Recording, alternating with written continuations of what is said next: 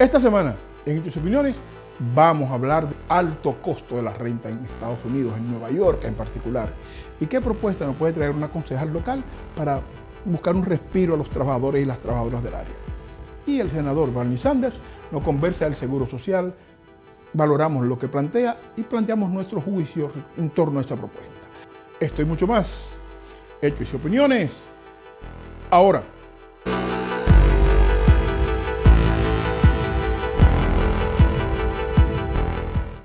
Luciana Chavarría, placer tenerle, señor. Muchísimas gracias, Samuel, gracias por la invitación.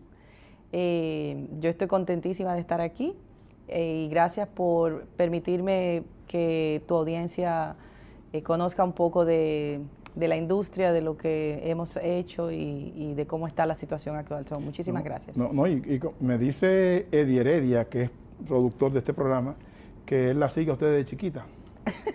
Sabes que ella es una persona bastante atrevida. Pero bueno, Lucien, desde 1967, digamos, hasta, hace 5 años, ¿cómo ha crecido la industria turística específicamente en República Dominicana? ¿Qué tantos cambios ha tenido?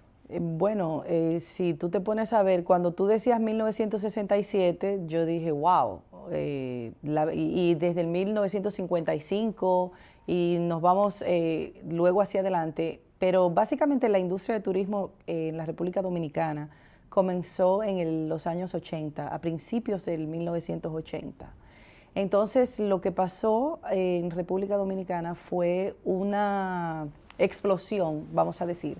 Todo comenzó básicamente en la zona norte, en Puerto Plata. Puerto Plata fue donde todo lo que tiene que ver con la industria del turismo, del all inclusive, de los grandes resorts, de las grandes inversiones, entonces llega a República Dominicana por la zona norte. Obviamente, como todos sabemos a la fecha de hoy, entonces luego se abre Punta Cana, tenemos diferentes polos turísticos, los 5 más importantes son Punta Cana, La Romana, Puerto Plata, Samaná y obviamente Santo Domingo, que es nuestra capital, que está llena de cultura. Entonces, de ser una industria que fue caminando de a poco, ya representa un poquito más de un 15% del Producto Interno Bruto para nuestro país. Entonces estamos hablando de algo muy, muy, muy serio y donde es un saber de todos que todas las autoridades que han estado al frente del mandato del gobierno dominicano le han puesto bastante interés. Y hay que resaltar algo muy importante también, Samuel, que es que, y sobre todo para los últimos años, ha habido una muy buena compenetración para lo que tiene que ver con el trabajo sector privado, sector público. Entonces, es una industria bellísima que tiene muchísimo peso y significancia e importancia para nuestro país. Lucien, ¿hasta dónde ha perjudicado a las comunidades que mencionabas, digamos en el este, o en la parte norte, Puerto Plata, etcétera? ¿Hasta dónde ha perjudicado a las comunidades donde se desarrolla la acción turística aquel programa de todo incluido? El todo incluido llegó para quedarse, llegó definitivamente para quedarse. Por supuesto, cuando usted va a un hotel todo incluido, lo que estaba pasando anteriormente era que los clientes se quedaban dentro de los hoteles. Correcto. Por lo tanto la economía no corría hacia afuera y entonces ahí había muchísimo inconveniente porque esas locaciones se estaban perdiendo de esa oportunidad. Sin embargo... Pero además, el riesgo, y perdón que te interrumpa, Echeverría, el riesgo de que tú, rodeado de miseria, con una taza de oro enfrente, tú estás provocando que de ahí en cualquier momento hay una explosión. Eso es correcto, eso es correcto. Precisamente por lo que tú acabas de mencionar, ha habido muchísima conciencia, tanto a nivel gubernamental como el sector privado, que vuelvo y te digo, la parte del sector privado ha sido fundamental y el trabajo en conjunto sobre todo.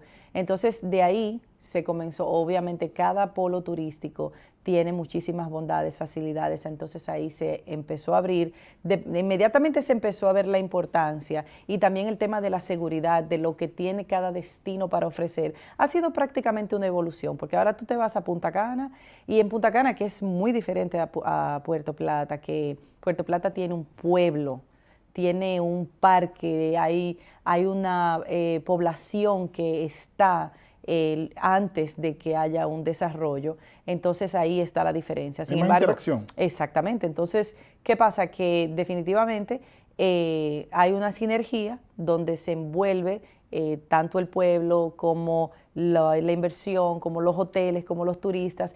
Hay algo muy bonito que se ha visto en los últimos años y es que muchas compañías, tanto de incentivo como los turoperadores, hacen muchísimas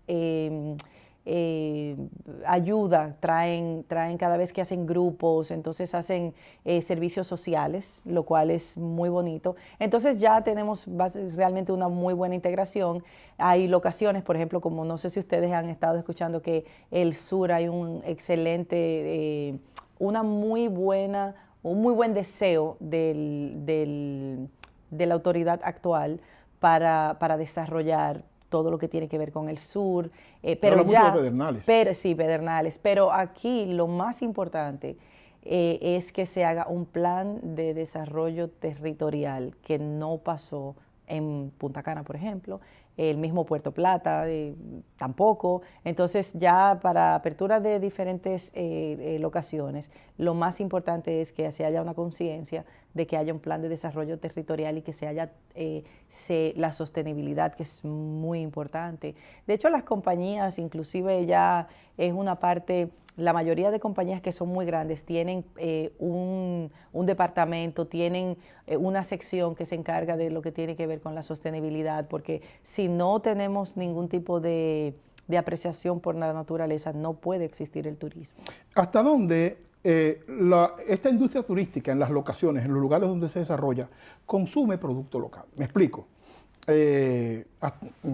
Traen estas industrias, estas compañías turísticas, la mayoría extranjeras, muchas locales, pero algunas extranjeras, traen productos, mercancías del exterior o consumen producto local. Consumen muchísimo producto local. Por ejemplo. Claro, todo lo que tiene que ver, por ejemplo, con alimentos y bebidas. Claro, hay hoteles de muy alta calidad que traerán, por ejemplo, sus carnes y guarniciones cuando para sus pero diferentes... de salud pública. Claro, para sus diferentes tipos o tipologías de alimentos y bebidas, pero existe bueno, por eso es que es tan importante el turismo, porque el Producto Interno Bruto, todo lo que tiene que ver, todos esos insumos, la mayoría se tocan localmente. Hay, por ejemplo, destinos turísticos que tienen que traer todo importado porque no tienen o porque no pueden. Por ejemplo, en Bahamas la operación hotelera es sumamente alto el coste porque Bahamas no produce nada, pero nosotros sí producimos bastante. Sin embargo, en una reunión que tuve con unos importadores de cierto nivel, estamos preparando una feria gastronómica y estoy involucrado con eso, para el mes próximo, nos decían, a propósito de Bahamas, que Bahamas se ve la necesidad de comprar los productos y las mercancías en Miami y que, sin embargo, nosotros estamos en capacidad de proveerle productos, alimentos, y que no lo hacemos. ¿A qué se debe eso? Todo, ya ahí se sale de lo que tiene que ver con mi expertise, claro, porque sí, ya entonces es algo que son las autoridades pertinentes a asuntos de políticas locales, que se sale. Quizás estará pasando que se tome en cuenta, pero bueno, ahí ya tiene que ver con el departamento y la institución que quiera ser proactiva y que diga, no, espérate, pero en el Caribe nosotros podríamos exportar aquí, allá, entonces ya es algo muy puntual de cada institución a la que le toque. Correcto. Claro. ¿Cuál ha sido el rol? Bueno, hablar de un dominicano local en un hotel dominicano era una quimera. Sí. Eso era casi imposible hace 30 años, 20 años. Eso era imposible. Sin embargo, eso ha evolucionado. ¿A qué tú crees que se debe que los dominicanos locales y los dominicanos que estamos en el exterior priorizamos los hoteles nuestros para visitar? ¿Y qué impacto ha tenido eso en la economía dominicana? Te voy a comenzar por el final de la pregunta. Okay. La pandemia, cuando se reabrió el destino República Dominicana, que fue julio 1 del 2020, fue el mercado local que realmente y todavía a la fecha de hoy, el mercado local tiene una incidencia importantísima. Entonces, en mis años de hotelera, yo soy hotelera de profesión, trabajé en operaciones, trabajé en comercial. Por ejemplo, yo tenía hoteles en Puerto Plata y yo me iba todas las semanas, de la primera o la segunda semana del mes, yo me iba para Santiago y me iba para todas las zonas aledañas a buscar mi poquito de mercado local. Ciertamente, República Dominicana ha sido muy afortunada y si vemos todos los años los últimos 17 años, que su crecimiento, el porcentaje de crecimiento ha sido muy positivo. A nivel internacional, pues nosotros hemos tenido una operación bastante sólida. Sin embargo, siempre hay unos gaps que son, por ejemplo, el mercado europeo es un mercado de invierno y el americano también prácticamente. Sin embargo, los canadienses también invierno. Pero cada mercado ha ido evolucionando y ya están steady, o sea, fijos. Sin embargo, siempre queda una cantidad de habitaciones disponibles y entonces ahí entra el mercado local. El nicho local. El cambio, porque ustedes, si no saben, entérense, al principio las cadenas, ustedes saben que el porcentaje mayor de inversión para hoteles en República Dominicana es extranjero. Correcto. Y no querían el mercado local, literalmente no lo querían. Fueron aprendiendo, el mercado local empezó a aprender a irse a los resorts, todo incluido, que a veces se armaban unos caos grandísimos porque no tenían el conocimiento y entonces iban y pensaban que todo... Y una costumbre nueva, exacto, algo nuevo. Y entonces era un poco difícil para la operación. Sin embargo, se ha ido evolucionando bastante, se ha vuelto una parte muy, muy esencial lo que es el mercado local. Por ejemplo, en el caso mío personal, yo siempre amé mi mercado local. ¿Por qué? Porque esos gaps que tenía, siempre tenía mis clientes, las agencias de viajes, que tú tenías un mercado relativamente seguro y necesitabas claro, ampliar tu mercado con el mercado local. Exactamente, pero como ha venido cambiando los tiempos, entonces también República Dominicana ha sido un destino bastante bendecido porque ha sido muy diversificado en cuanto a los mercados, a pesar de que Estados Unidos para los últimos 18 años se ha vuelto el número uno, el más importante. Este mercado fue anhelado por todos. Pero Europa era lo que estaba número uno. Luego cuando empezaron a llegar los hoteles como el Barceló, por ejemplo, y se empezó a subir la calidad, porque el mercado americano tiene unos estándares que no lo tiene el mercado europeo, por ejemplo, ni el canadiense tampoco. El canadiense y el europeo son más chill, más relax, pero el americano tú tienes que tener el aire acondicionado, las habitaciones tienen que tener ciertos estándares, que los hoteles no tenían anteriormente porque era mayormente Europa. Entonces, cuando ya entra el mercado americano, la estandarización y el que quiere realmente tener un negocio tiene que contar con un poco del market share de lo que tiene que ver con Estados Unidos.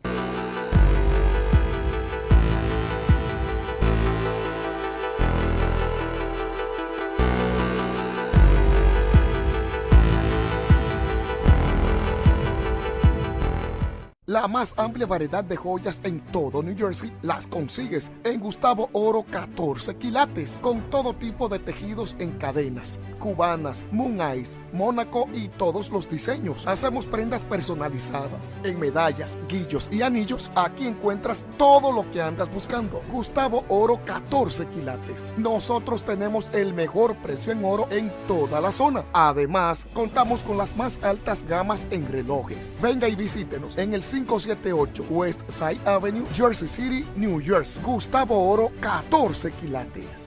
Hoy junto con el alcalde Eric Adams, con la policía de la ciudad de Nueva York, nuestro departamento de transportación que dirigimos está invirtiendo $4 millones en una campaña en toda la ciudad, en 9 idiomas diferentes, en los medios sociales, periódicos, radio y televisión, con un mensaje: reduzcan la velocidad y de esa forma estarán ustedes seguros, los peatones y los ciclistas también. Las cosas pasan rápido en la calle. Su velocidad le puede parecer lenta al manejar, pero si atropella a alguien, es espantosamente rápida.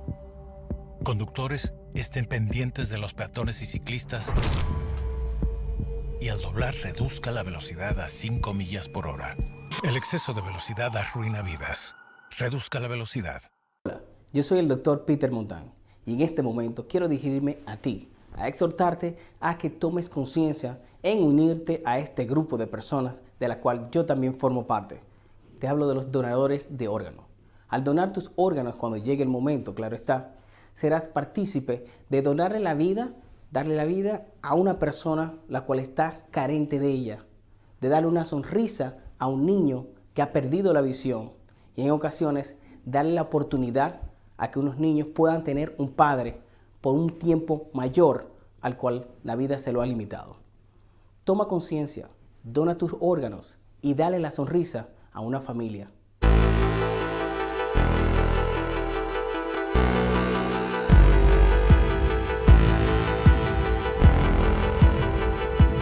Bueno, señores, estamos al aire. El productor de este programa nos está pidiendo, casi nos está obligando, a que la sección de historia y de cultura no se saque de este programa o se tenga presente en cada una de sus emisiones. Y partiendo de esa orden, estamos, digamos, recogiendo su preocupación. Y hoy nos toca hablar de alguien que el día 2 de mayo cumplió años, un hecho importante en la vida política dominicana y en la vida de este personaje. Se trata de José Contreras. La gente que somos de la capital y de la zona universitaria, sabemos que la Bolívar, a partir de la Máximo Gómez, cambia de nombre, se llama José Contreras, hasta más o menos la Lincoln, que empieza a llamarse Rómulo Betancourt. Una de las razones por la que José Contreras, Cayetano Hermosén y los hombres que se alzaron en armas el 2 de mayo de 1861, lo hacían porque se rumoraba que con la vuelta a España, con el restablecimiento de la anexión a España, se restablecería la esclavitud, que la comunidad negra dominicana regresaría a la condición de esclavo. Y aunque Cayetano Hermosén era un hombre blanco, sus peones eran negros y mulatos.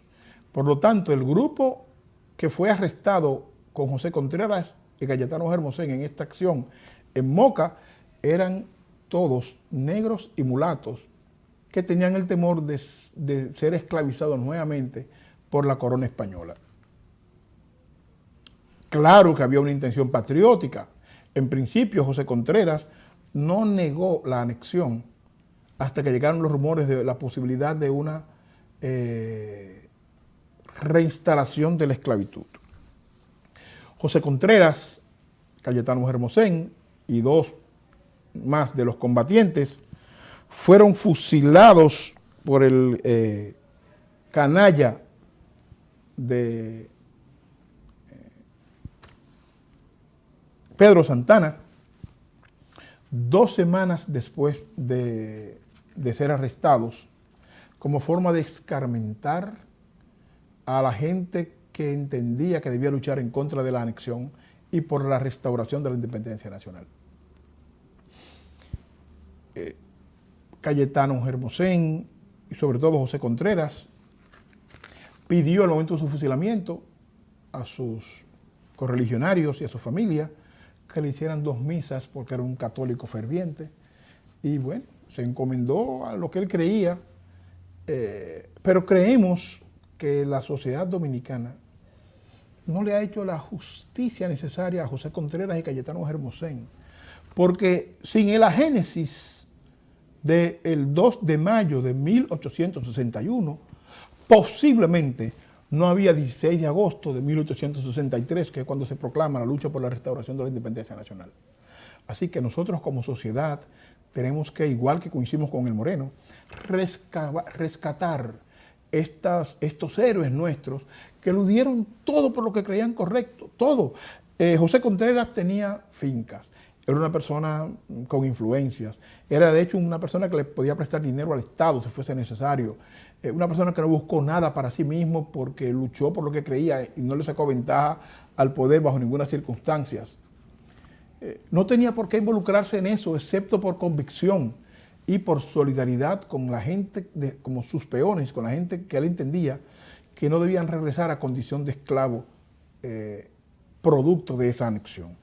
Así que nosotros reconocemos en su justa medida la lucha de José Contreras Cayetano Hermosén, iniciada el 2 de mayo de 1861, personas estas que cayeron fusilados por Pedro Santana el 19 días después, en mayo, en Moca, en el cementerio municipal de Moca, fueron fusilados, aunque hay una orden del Poder Ejecutivo de 1973-74 que ordena llevar los restos a el Panteón Nacional.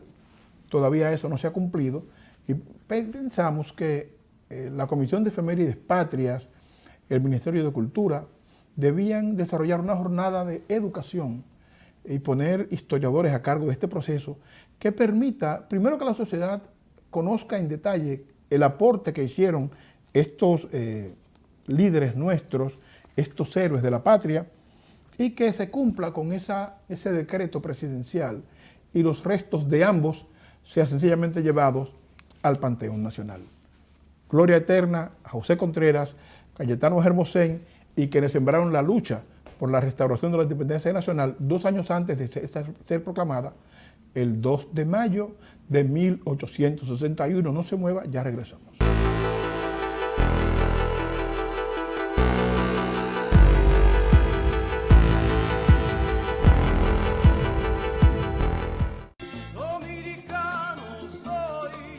Salcedo Cargo Express, tu compañía de envíos a República Dominicana más importante de Nueva York. Cuenta con la flotilla de vehículos más grande cubriendo toda el área triestatal. Y hasta los famosos del merengue recomiendan los servicios de Salcedo Cargo Express. Yo uso los servicios de Salcedo Cargo Express. Cuando vaya a enviar su mudanza o paquetes a República Dominicana, Salcedo Cargo Express. El Mayimbe de los embarques. ¡Eso!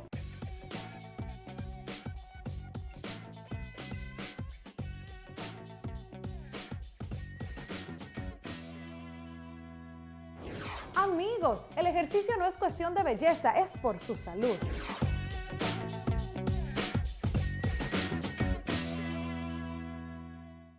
¿Sabe que muchas leyes de crédito han cambiado después de la pandemia?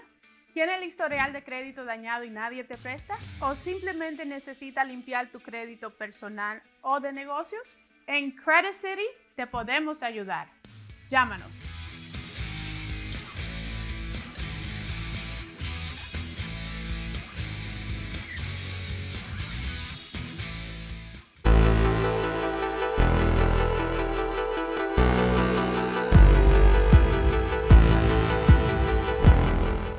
Bueno, señores, uno de nuestros hábitos como programa es tratar los asuntos del país nuestro, República Dominicana, pero sobre todo no olvidar que estamos en el exterior, que compramos, vivimos, comemos, jugamos, lloramos en tierras extranjeras y que no es posible que viviendo en este país no hablemos de este país. Y no es posible porque, bueno, aquí es que nos toca padecer las cosas buenas y malas. Nos toca padecer el alto costo de la vida, la inflación, las políticas erradas de los políticos nuestros a nivel local, estatal o federal. Nos toca pagar gasolina cara, nos toca pagar, etcétera, etcétera, etcétera, etcétera.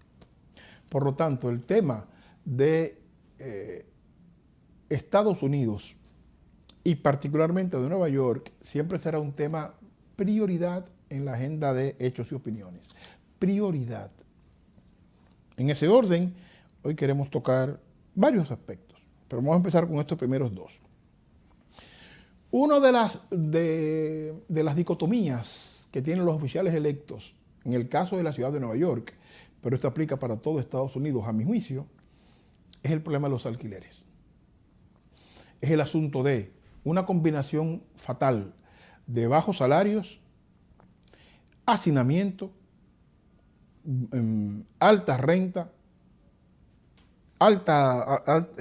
precios de los alimentos. Y entonces la preocupación es, ¿cómo la clase trabajadora puede sostenerse cuando los salarios corren detrás de los gastos muy lejos? Que 2 trabajos, 2 jornadas laborales al día ya no son suficientes para poder cubrir los costos. Que en la ciudad de Nueva York el costo de la renta se ha disparado de manera escandalosa, llegando a ser en promedio el 54% del ingreso de los trabajadores promedio en la ciudad. ¿Cuál es el salario promedio de un trabajador, de una familia trabajadora en la ciudad de Nueva York? 20, 30 mil dólares al año, como mucho, con suerte. ¿Y cuánto cuesta un alquiler en la ciudad de Nueva York? Un apartamento de 2 habitaciones. 1.800, 2.000 dólares. Al mes. ¿Cómo es posible cubrir esos costos con esos salarios? Entonces, veo la preocupación legítima de oficiales electos como Pierina Sánchez, amiga nuestra, amiga de este programa, una persona con la que nos sentimos representados porque sabemos de su honradez, de su disposición, de su visión, de su compromiso con la clase trabajadora, quien hace unos esfuerzos increíbles en la ciudad de Nueva York, en el Consejo Municipal, para que se pasen leyes que permitan acceso de los trabajadores y las trabajadoras a alquileres que estén controlados, en la famosa ley de control de renta. Un esfuerzos enormes para que los edificios públicos, por ejemplo, el NYCHA, que es un proyecto federal y estatal que subvenciona parte de la renta o totalidad de la renta en algunos casos a algunas personas de bajos ingresos, mejore su fachada, mejore sus servicios, mantenga una calefacción en el tiempo de frío de manera permanente, que mantenga el mantenimiento sea permanente y mejore. Y esas preocupaciones de Pierina nos parecen legítimas y nos parecen plausibles. Y es lo que puede hacer. Ella no puede pretender cambiar el Consejo Municipal porque ella sabe que no va a poder hacer eso. Es tratar de influir para que por lo menos en su distrito 14 del Bronx, que es uno de los distritos más pobres de la ciudad de Nueva York, el nivel de ingreso permita que los trabajadores de esa zona, de toda la ciudad, puedan por lo menos pagar dignamente su alquiler. Y yo me pregunto, señores, pongámonos a pensar, nosotros trabajamos solo para pagar utilidades y pagar renta y pagar compromisos. La posibilidad mínima de que uno pueda dentro de su presupuesto incluir 3 días en un lugar como Atlantic City, por poner un ejemplo, 3 días para irse a Virginia con su familia, es un sueño, es una utopía para posiblemente el 80% de los trabajadores nuestros. Eso es casi imposible. El sacrificio enorme que tenemos que hacer la gente que preferimos ir de vacaciones a los países de origen, digamos República Dominicana, por poner un ejemplo, México, Ecuador, etcétera, es casi imposible para nosotros. Entonces, el problema, a mi juicio, mi apreciada prima, mi apreciada concejal, va más allá. El asunto no solo se trata de que haya la posibilidad de que la gente nuestra de bajos ingresos, que es la inmensa mayoría, los trabajadores y trabajadoras tengan acceso a voucher, acceso a bonos del gobierno federal, de la ciudad o del estado, que le permita reducir su renta. Eso está bien, porque eso en lo inmediato resuelve. Primero es que eso se dé, que su ley, su propuesta de ley local avance, que usted logre hacer la negociación adecuada en el Consejo Municipal para que los trabajadores de la ciudad de Nueva York puedan tener un respiro con estos vouchers o con estos bonos. Eso sería lo ideal en esta coyuntura. Sin embargo, el problema es más profundo. El asunto está que mientras los trabajadores y trabajadoras nuestras deben tener 2 turnos para mantenerse pagando solamente sus compromisos económicos, ni siquiera para guardar algo, para ahorrar algo, mientras los salarios sigan siendo de hambre como está este momento, y se aplica la famosa ley del embudo, en el que la parte ancha es para los dueños de las empresas y el capital y los ricos de la ciudad, y la parte estrecha, o sea, los salarios de miseria, son para los trabajadores y las trabajadoras. Mientras exista esa fórmula, todo lo demás que podamos hacer son parches. Son parches. Son buenas intenciones. Y, concejal, usted sabe que yo le tengo un aprecio enorme. Usted sabe que usted me representa. Tenemos que, además de este esfuerzo, empujar en otra dirección. Una dirección que permita alcanzar más. Y de ahí la importancia de que los oficiales electos latinos, en este caso, que representan de manera directa a trabajadores y trabajadoras, porque están en nuestros vecindarios, entiendan que propuestas como la de Pierina Sánchez a nivel local deberían ser emuladas a nivel estatal y a nivel federal, y que debía haber una agenda global entre los concejales nuestros, entre los asambleístas estatales, los senadores estatales y los congresistas nuestros, para que esas agendas se empujen de abajo hacia arriba y conversadas en los barrios en asamblea. De suerte que la gente sienta que esa agenda les representa, que esa agenda viene a resolver, por lo menos por un respiro importante de tiempo, el asunto de su subsistencia en la ciudad de Nueva York. Así que, concejal, apoyamos su propuesta. Nos parece loable, noble y que piense en la clase trabajadora. Pero sugerimos que esa propuesta, además de ser discutida con todos los demás concejales nuestros, que ya son 6 en el caso de los concejales dominicanos, pero los concejales latinos y afroamericanos que están ahí con usted en City Hall, se pueda conversar a nivel estatal con nuestros oficiales electos a nivel estado, pero con Richie Torres, con Adriano Espaillat, con Acacio Cortés, con todos, para que haya una propuesta general que permita que aparezcan fondos y leyes estatal, federal y local que se coherencien, y ese respiro que nosotros entendemos que necesitamos como sociedad nos pueda llegar a tiempo, porque familia, es imposible seguir viviendo en las condiciones que lo estamos haciendo. Ya la gente que no puede pagar la renta, que se está desplazando primero de Manhattan al Bronx, ya en el Bronx la renta está igual que en Manhattan, se están desplazando hacia Mount Vernon o hacia Yonkers, y resulta que allá la renta también está subiendo porque la demanda sube, producto de que nos están expulsando gradualmente hacia las afueras de la ciudad. ¿Dónde vamos a llegar? A Canadá. Cuando lleguemos a Canadá también se van a disparar los costos de la renta, de la comida. Entonces el problema es tratar de resolver las cosas de fondo. Felicitamos la acción. Ojo, no estamos diciendo que la acción es incorrecta, es correcta. Que el Consejo Municipal apruebe esos bonos y que aumenten los alquileres de renta controlada, la disponibilidad de alquiler en renta controlada nos parece correcto. Pero la dicotomía de hacer un edificio de 100 apartamentos en los barrios pobres y rentar 80 a precio de mercado y que 20 queden para renta controlada es un abuso. Hay 80 familias de esas que van a tener que salir del vecindario porque no van a poder pagar el precio del mercado como establecen las reglas. Eso no es posible. Por lo tanto, hay 20 que se pueden quedar del vecindario, pero hay 80 que van a tener que salir. Otra cosa, señores, se hace necesario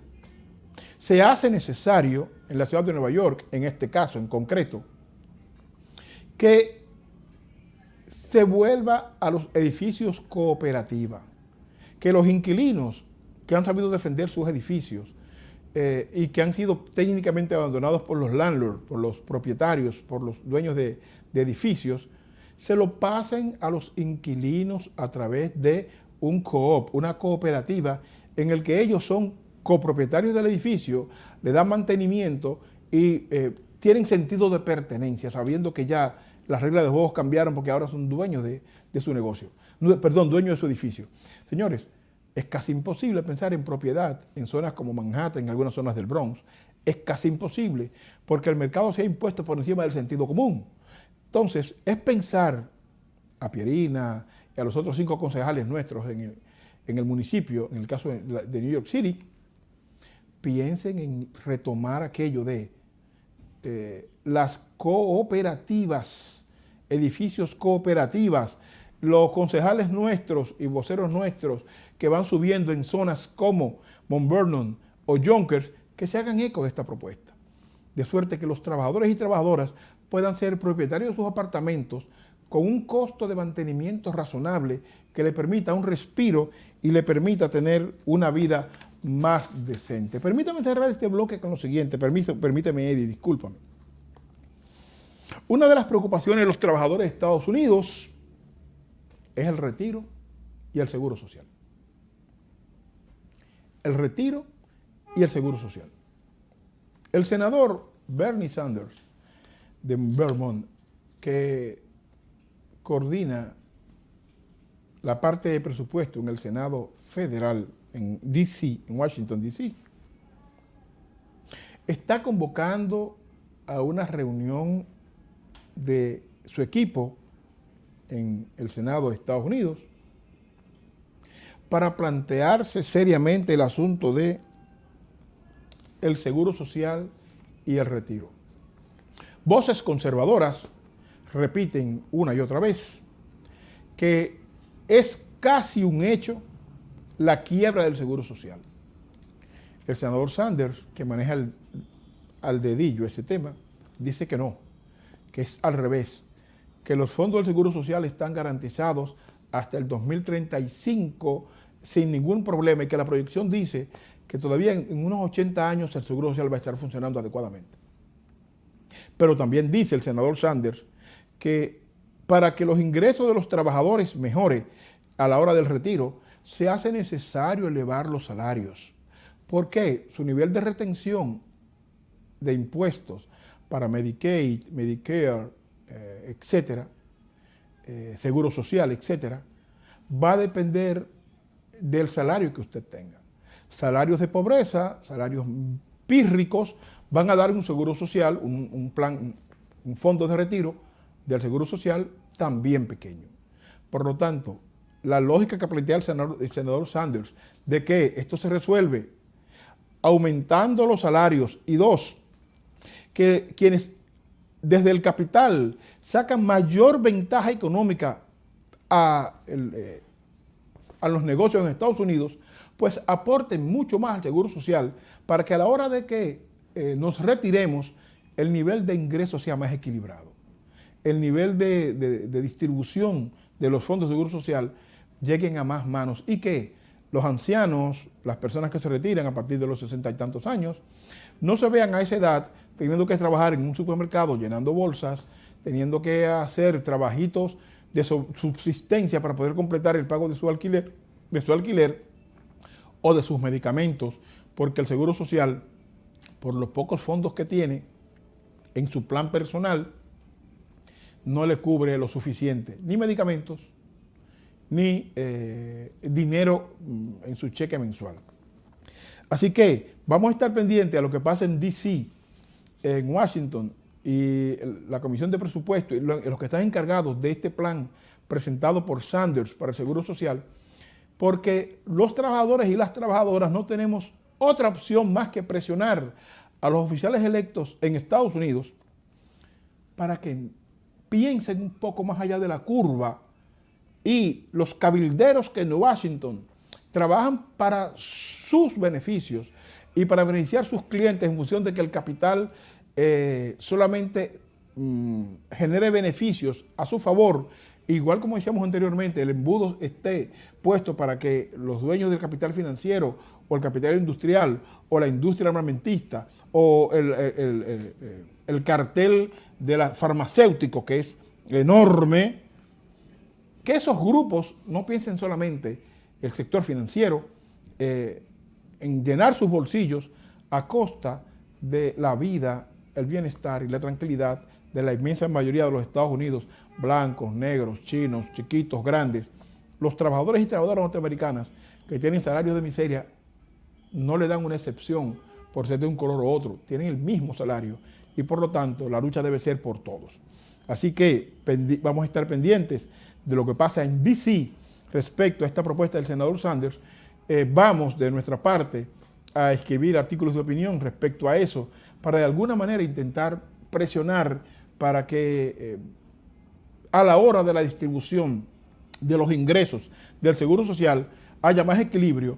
2, se rompa con el mito de que está quebrado necesariamente. Y 3, que esa distribución le llegue mejor a los trabajadores y trabajadoras que son al final del día los que hacen la riqueza que disfrutan 10 familias en Estados Unidos.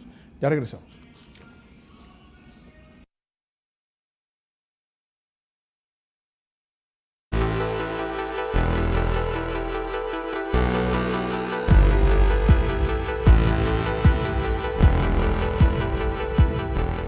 La más amplia variedad de joyas en todo New Jersey las consigues en Gustavo Oro 14 quilates, con todo tipo de tejidos en cadenas, cubanas, moon eyes, mónaco y todos los diseños. Hacemos prendas personalizadas en medallas, guillos y anillos. Aquí encuentras todo lo que andas buscando. Gustavo Oro 14 quilates. Nosotros tenemos el mejor precio en oro en toda la zona. Además, contamos con las más altas gamas en relojes. Venga y visítenos en el 578 West Side Avenue, Jersey City, New Jersey. Gustavo Oro 14 quilates.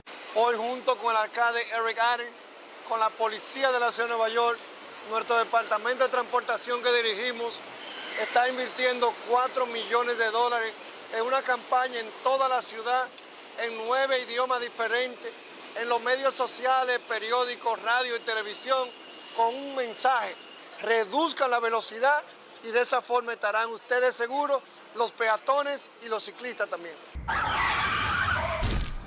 Las cosas pasan rápido en la calle. Su velocidad le puede parecer lenta al manejar, pero si atropella a alguien, es espantosamente rápida.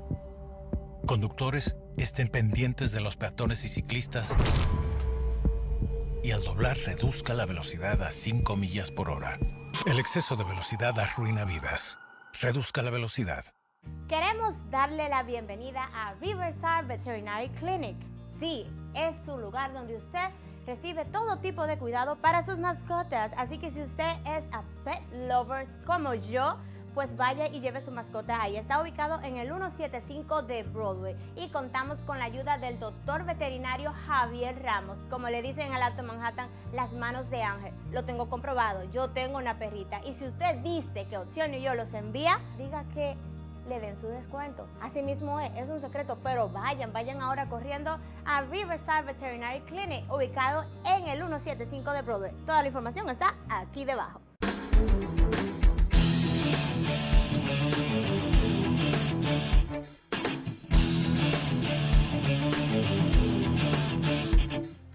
No es por belleza, es por la salud.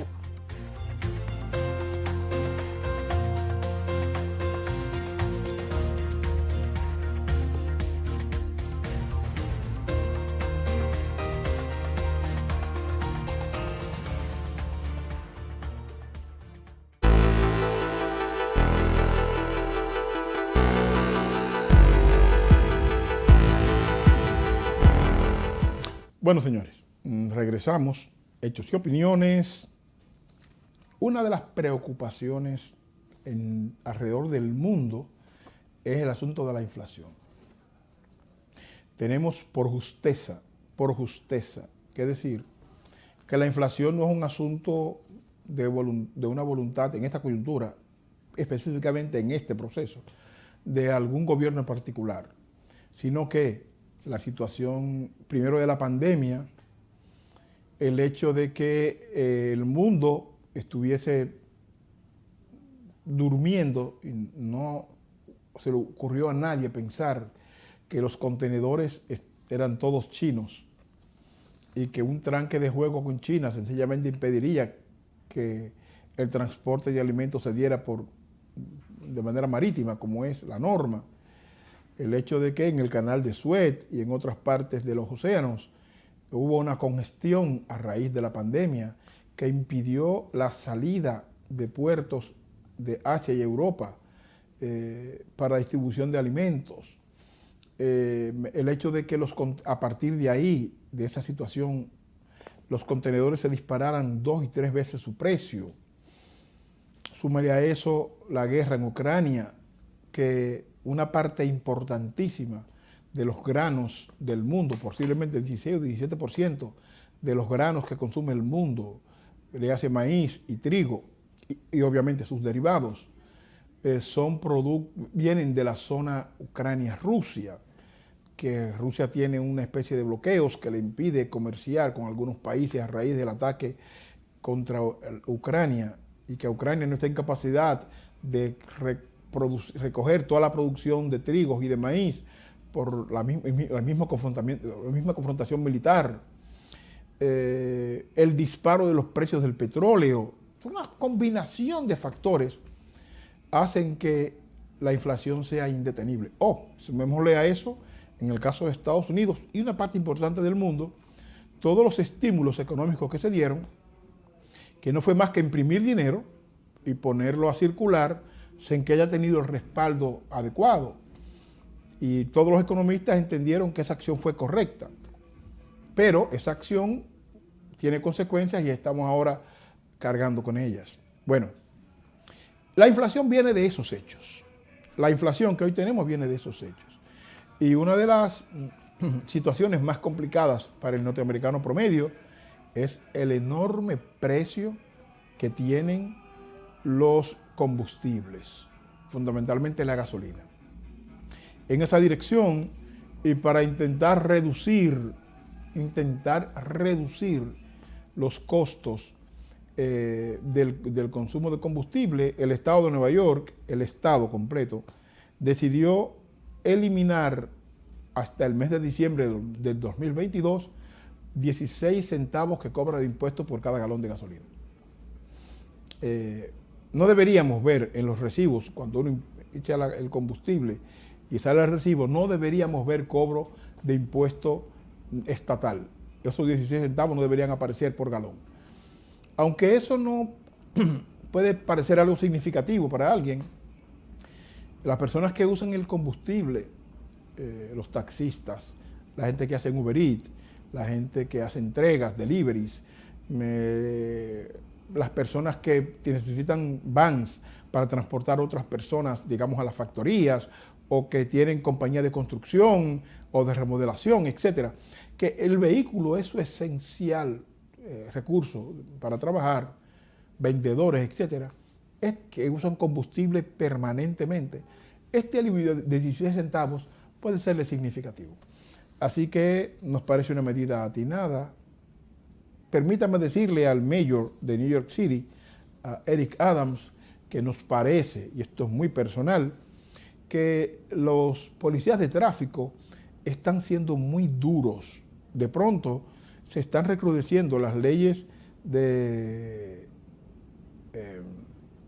cumplimiento de la ley de tránsito en la ciudad, pero a mi juicio están siendo muy severos, muy severos, y que cuando hay una crisis como la que tenemos en este momento, cuando hay una situación a nivel económico, pero a nivel social, a nivel de seguridad, etcétera, y los niveles de irritabilidad están tan altos, tal vez valdría la pena bajar un poco la presión de los policías que están poniendo las multas de tránsito, porque posiblemente se están excediendo un poco.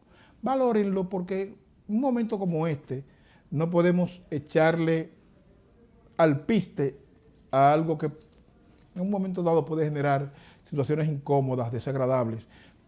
Sería bueno que piensen, orienten a los policías que hacen trabajo de tránsito para que entiendan, que usen el sentido común, no que no hagan su trabajo, pero que usen el sentido común para que no abusen, porque ya los niveles de carga económica son muy altos.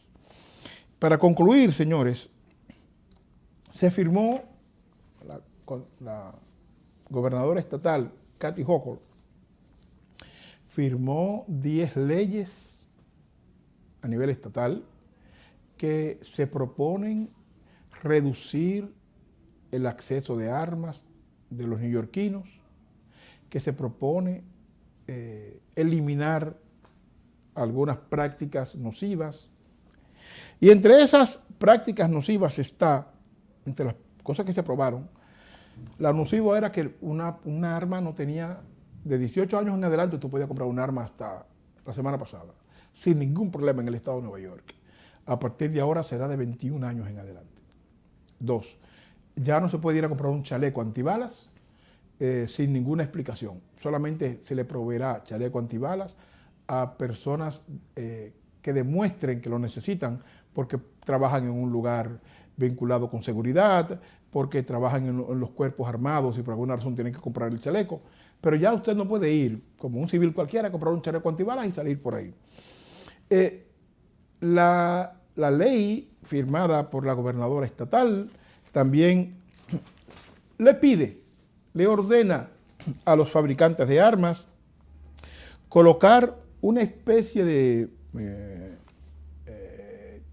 seguro, chips, que permita que un arma, tanto el arma como la bala, se identifique al momento de un disparo y se sepa quién la compró y dónde la compró. De suerte que traiga una especie de marca, digamos que de código QR, por decirlo así, un código QR, por decirlo de alguna manera, que permita identificar quién compró esa arma y dónde la compró. Estas medidas son buenas, son adecuadas, son oportunas, pero, señora Hochul, si concomitantemente a eso nosotros no redoblamos la orientación a la gente joven, niños y niñas, perdónenme, está prohibido que un niño de menos de 21 años entre solo a un lugar de exhibición de armas, de venta de armas, esos lugares que se hacen, esas ferias de exhibición de armas, y para entrar tiene que ser acompañado de uno de sus padres, o su madre, el padre o su madre, no puede entrar solo, y eso es una buena acción. Hemos visto en videos de las semanas recientes, por ejemplo, una madre enseñándole a un niño de 3, 4 años, 5 años, 6 años de edad a usar un rifle, y como un niño, como unos 7 años, tiene una maestría genial para sacar el cargador, poner el cargador, sobar el fusil. Prohibir eso nos parece loable, pero hace falta más. Hace falta que se redoble la formación. Hace falta que se profundicen en las motivaciones que tiene un tirador para cometer este tipo de actos tan grotescos.